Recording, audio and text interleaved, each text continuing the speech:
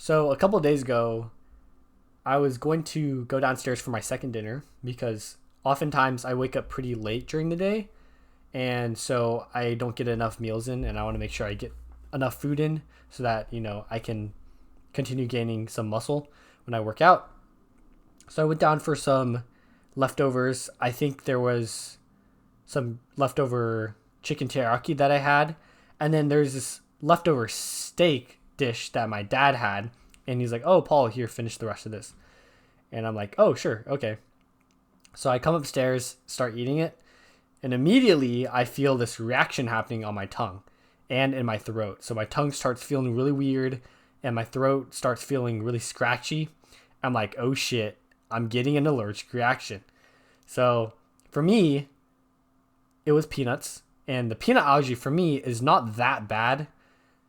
It's it's like mediocre, so it's not like going to kill me type of thing, but it's going to cause enough of a reaction where it becomes really really uncomfortable in my mouth and throat.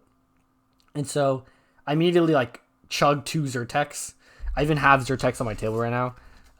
These help with like reactions to allergies, and you're not supposed to take two of them, but I was kind of stupid.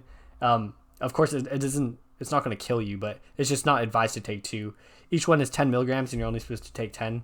So I took 20, and it went away within like half an hour. But during that time, all that stuff was going on in my mouth, and my stomach felt like shit. I felt like low key throwing up. So what happened was there's peanuts on the steak dish, like tiny little crushed up peanuts, and my dad didn't know.